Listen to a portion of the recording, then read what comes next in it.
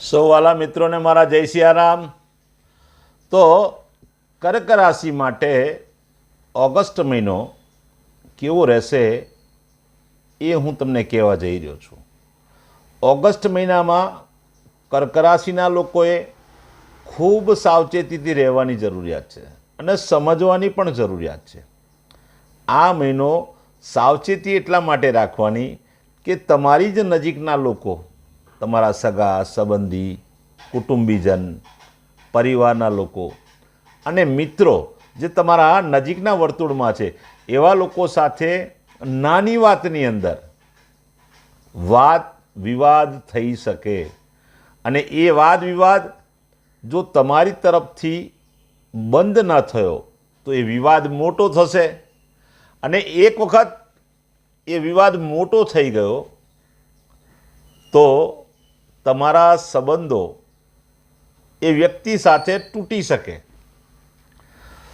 જેના કારણે ઓગસ્ટ મહિનાની અંદર દરેક કર્ક રાશિના લોકોએ મન શાંત રાખવાની જરૂરિયાત છે, વાણી પર કંટ્રોલ રાખવાની જરૂરિયાત છે અને કોઈ પણ વાદ વિવાદ મોટો ના થઈ જાય અથવા વાદ વિવાદ જ ના થાય એવી રીતે વાદ વિવાદથી બચવું જોઈએ।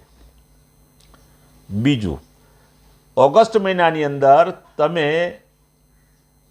બિનઉપયોગી વસ્તુની ખરીદી કરશો, જે વસ્તુની કોઈ જરૂરિયાત નથી એવી વસ્તુની પણ ખરીદી કરશો અને તેના કારણે તમારો ખર્ચો વધશે।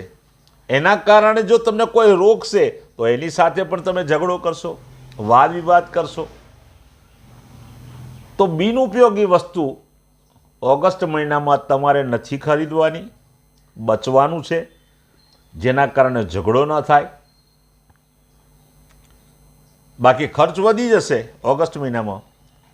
ને વાલા મિત્રો, આ ઓગસ્ટ મહિનાની અંદર મન શાંત રાખવાની જરૂરિયાત છે, તબિયતને સાચવવાની જરૂરિયાત છે। તબિયત પણ ગડબડ થઈ શકે એમ છે, તો તબિયત સાચવવાની, સંબંધો સાચવવાના છે। આ મહિનામાં તમારું મન શાંત રહે, તમને કોઈ નુકસાન ના થાય અને ઓગસ્ટ મહિનો બહુ જ સારી રીતે પસાર થાય તે માટે એક કામ અવશ્ય કરજો। કોઈ પણ બુધવારે અથવા શુક્રવારે ગૌશાળામાં જઈને ગાયને લીલું ઘાસ ખવડાવજો અથવા તમારા ઘરના દ્વાર પર જો ગાય આવે ને તો એક વ્યક્તિ જમી શકે તેટલું ભોજન બુધવાર અને શુક્રવાર ગાયને જમાડજો। ભગવાનની કૃપાથી ઓગસ્ટ મહિનો બહુ જ આનંદ સહિત પસાર થશે। આપ સૌને મારા જય સિયારામ।